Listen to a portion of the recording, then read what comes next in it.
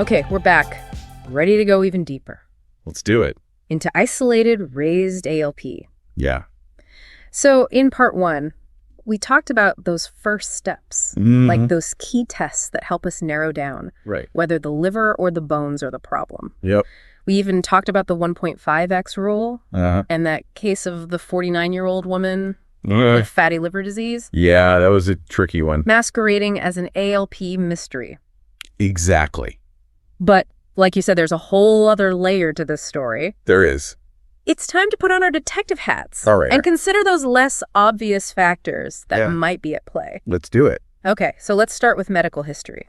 Certain medications can also play a role. They can, yeah. I remember you mentioning that in part 1. Briefly, yeah. And what kind of medications are we talking about? Well, there's a whole list Okay. of medications that can affect ALP levels. Some common ones are antibiotics, anti-seizure drugs, even some over-the-counter pain relievers. So you always want to get a complete medication history from the patient to rule out any drug-induced high ALP. It seems like there are a lot of things to keep track of. It does, yeah. That's where good clinical judgment comes in. Right, okay. It's about weighing the different pieces of evidence, using our knowledge and experience to make good decisions. Okay, that makes me feel better. Good. It's good to know. There's a human brain behind all those tests and numbers. It's not just a computer. Okay, so we've talked about medical history and medications. What about lifestyle factors? Okay, like what? Could things like diet and exercise play a role in ALP levels? Oh, definitely. Okay. We already talked about fatty liver disease. And we know diet and exercise are really important for fatty liver. So making healthy lifestyle choices could actually lower ALP levels. So New Year's resolutions to eat better and move more might actually be good for our livers. That's right. And our ALP levels. 2 birds, 1 stone. Okay. But it's not just about fatty liver, right? Right. What about exercise itself? Okay. Could that directly influence ALP? Well, there is some evidence that intense exercise can cause a temporary increase. Really? Yeah. Okay. Especially in people who aren't used to working out regularly. It's thought to be because of muscle breakdown. And enzymes being released from muscle tissue.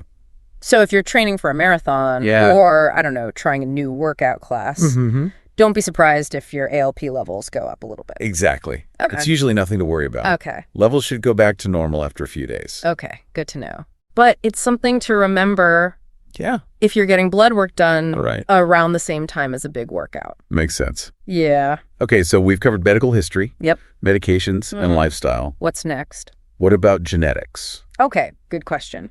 Could our genes make us more likely to have higher or lower ALP levels? Well, yes. Okay. There is a genetic component to ALP levels. Okay. Certain genes can influence how much ALP our bodies make. Okay. And how efficiently it's broken down. Okay. But it's not usually the main cause of significantly high ALP.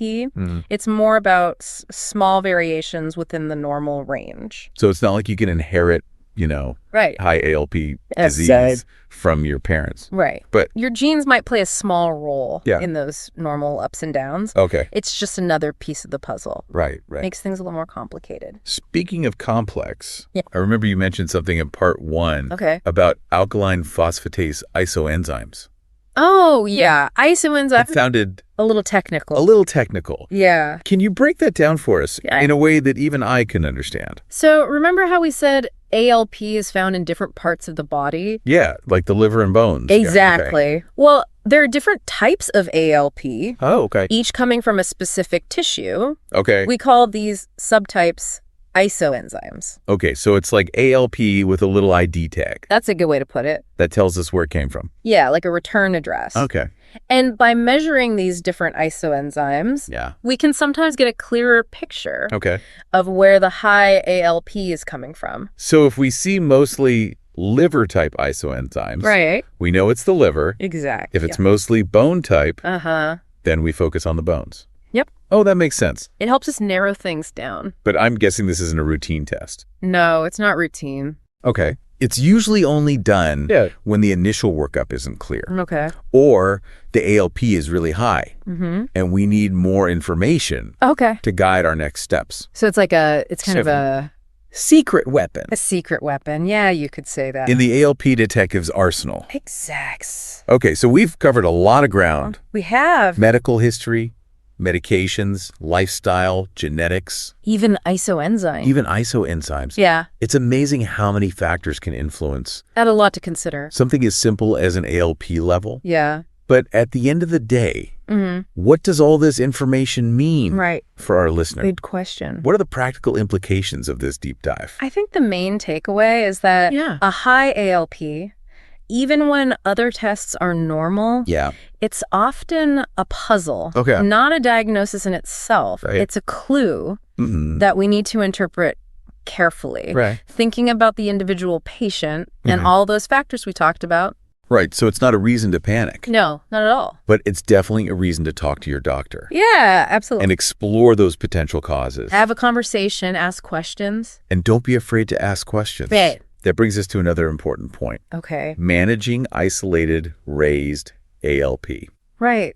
What do you do about it? Yeah, we touched on this a little bit in part 1. We did. But let's go a little deeper into the different approaches. Right. Depending on what's causing it. Good idea. Because just knowing what's causing it, it's only half the battle. Right. Right. You got to know what to do. We need to know what to do about it. Exactly. And the good news is, in a lot of cases, the treatment is pretty straightforward. It can be, yeah. So if it's vitamin D deficiency, you supplement with vitamin D. Exactly. If it's Paget's disease, there are medications for that. Yep. But sometimes it's not about treating the ALP itself. You're right. But treating the underlying condition. That's causing it. Yeah. Exactly. Like with our 49-year-old patient. Yeah. Good example.